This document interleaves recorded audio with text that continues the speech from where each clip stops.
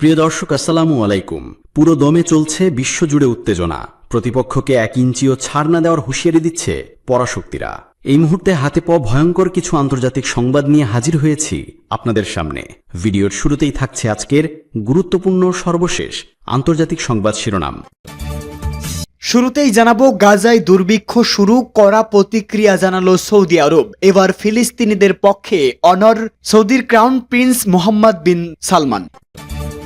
এদিকে ইয়েমেনি ক্ষেপণাস্ত্র হামলা, ভয়ে আশ্রয় কেন্দ্রে লাখো ইসরায়েলি।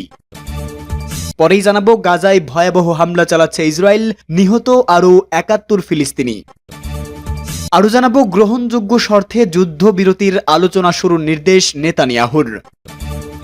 এবং সর্বশেষ জানিয়ে দিব, পুতিন এবং জেলেনস্কির মধ্যে বৈঠকের কোনো পরিকল্পনা হয়নি বলে মন্তব্য রাশিয়ার। এতক্ষণ শুনছিলেন গুরুত্বপূর্ণ আপডেট আন্তর্জাতিক সংবাদগুলোর শিরোনাম।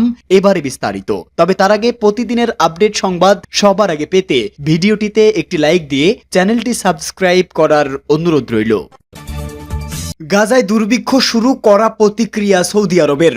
অবরুদ্ধ ফিলিস্তিনি ভূখণ্ড গাজা উপত্যকায় দুর্ভিক্ষ শুরু হয়েছে বলে নিশ্চিত করেছে জাতিসংঘের বৈশ্বিক ক্ষুধা এবং খাদ্য নিরাপত্তা বিষয়ক সংস্থা আইপিসি। এরই মধ্যে সেখানে বড় ধরনের হামলা শুরু করেছে ইসরায়েলি বাহিনী। বিষয়টি গুরুত্বের সঙ্গে পর্যবেক্ষণ করছে সৌদি আরব। খবর সৌদি প্রেস এজেন্সির। ইচ্ছাকৃতভাবে গাজায় খাদ্য অভাব তৈরির নিন্দা এবং দুর্ভিক্ষের মধ্যে নতুন হামলায় গভীর উদ্বেগ প্রকাশ করেছে সৌদি আরব। এ নিয়ে তারা বিবৃতি দিয়েছে। এক বিবৃতিতে সৌদির পররাষ্ট্র মন্ত্রণালয় বলেছে, গাজা উপত্যকায় integrated food security phase classification report এবং দুর্ভিক্ষের আনুষ্ঠানিক ঘোষণার পর সৌদি আরব গভীরভাবে উদ্বেগ প্রকাশ করেছে।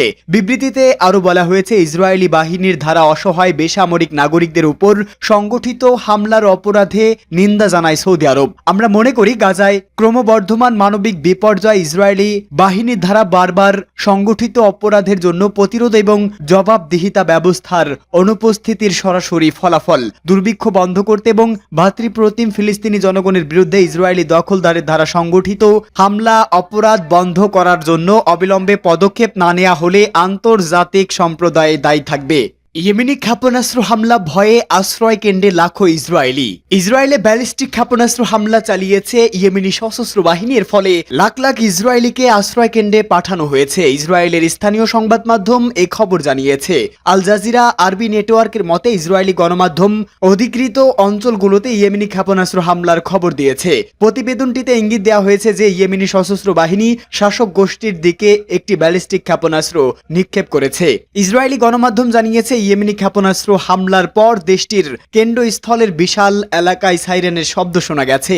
ইসরায়েলি টিভি চ্যানেল 12 জানিয়েছে, পূর্ব তেল আবিব বেন গুরিয়ন বিমানবন্দরে বিমান চলাচল স্থগিত করা হয়েছে। ইসরায়েলি সূত্র আরও জানিয়েছে, ইয়েমেনি ক্ষেপণাস্ত্র হামলার খবরে হাজার হাজার নাগরিককে আশ্রয় কেন্দ্রে পাঠানো হয়েছে এবং আশ্রয় কেন্দ্রে পালিয়ে যাওয়ার সময় বেশ কয়েকজন আহত হয়েছেন। গাজায় ভয়াবহ হামলা চালাচ্ছে ইসরায়েল, নিহত আরও 71 ফিলিস্তিনি। ফিলিস্তিনের অবরুদ্ধ গাজা ভূখণ্ডে হামলা বাড়িয়েছে ইসরায়েল। গত একদিনে আরও অন্তত 71 ফিলিস্তিনি নিহত হয়েছেন। এ সময় আহত হয়েছেন আরও 251 জন। এর মধ্যে গাজা সিটিতেই 37 জন নিহত হয়েছে। সেখানে ইসরায়েল ভয়াবহ হামলার পরিকল্পনা করছে। রাতে গাজা স্বাস্থ্য মন্ত্রণালয় হামলার বিষয়টি নিশ্চিত করেছে, খবর আনাদুল এজেন্সির। এছাড়া আল জাজিরার এক ভিডিওতে দেখা যায়, একটি ইসরায়েলি কোয়াডকপ্টার শেখ রাদওয়ানের একটি স্কুল ভবনের উপর উঠছে। সেখানে আশেপাশের বাসিন্দারা উদ্বিগ্ন হয়ে দেখছেন। এরপর কোয়াডকপ্টারটির লক্ষ্যবস্তুতে একটি বিস্ফোরক ফেললে অন্তত 12 জন বেসামরিক নাগরিক নিহত হন। ওই স্কুলে অনেক ফিলিস্তিনি তাদের অস্থায়ী তাঁবুতে আশ্রয় নিয়েছিল। আল আহলি হাসপাতালের একটি চিকিৎসা সূত্র আল জাজিরাকে জানিয়েছে, গাজা সিটির তুফা এলাকায় ইসরায়েলি বাহিনীর হাতে আরও একজন নিহত হয়েছেন। গাজা স্বাস্থ্য মন্ত্রণালয় জানিয়েছে, অনাহারে ও অপুষ্টিতে নতুন করে 2 জন মারা গেছেন, যার মধ্যে একটি শিশু রয়েছে। এর ফলে দুর্ভিক্ষ সম্পর্কিত মোট মৃত সংখ্যা বেড়ে 273 জনে দাঁড়িয়েছে, যার মধ্যে 112 জন শিশু। মন্ত্রণালয় বলেছে, অনেকে এখনো ধ্বংসস্তূপের নিচে বা রাস্তায় আটকে পড়ে আছেন। তারা আরো উল্লেখ করেছে, ইসরায়েলি বোমা হামলা ও সরঞ্জামের অভাবে উদ্ধারকারী দলগুলো তাদের কাছে পৌঁছাতে পারছে না। গ্রহণযোগ্য শর্তে যুদ্ধবিরতির আলোচনা শুরু নির্দেশ নেতানিয়াহুর। গ্রহণযোগ্য শর্তে গাজায় যুদ্ধ বন্ধ করতে এবং জিম্মিদের মুক্তির বিষয়ে আলোচনা শুরুর নির্দেশ দিয়েছে ইসরায়েলি প্রধানমন্ত্রী বেনিয়ামিন নেতানিয়াহু।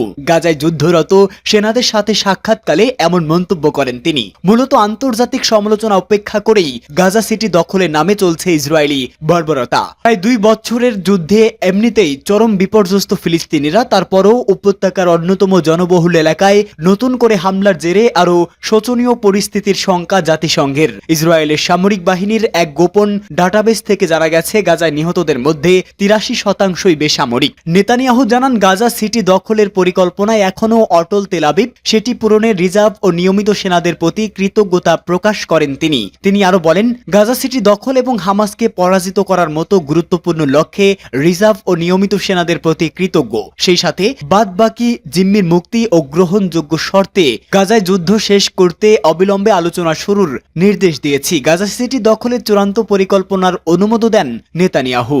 পুতিন ও জেলেনস্কির মধ্যে বৈঠকের পরিকল্পনা হয়নি, রাশিয়ার মন্তব্য। রাশিয়ার প্রেসিডেন্ট ভ্লাদিমির পুতিন এবং ইউক্রেনের প্রেসিডেন্ট ভ্লাদিমির জেলেনস্কির মধ্যে কোনো পরিকল্পনা হয়নি বলে দাবি করেছে রুশ পররাষ্ট্রমন্ত্রী সের্গেই ল্যাভরভ। তিনি এমন এক সময়ে এই তথ্য জানালেন যখন পুতিন জেলেনস্কির সম্ভাব্য বৈঠক নিয়ে বৈশ্বিক সংবাদ মাধ্যমগুলোতে তুমুল আলোচনা চলছে।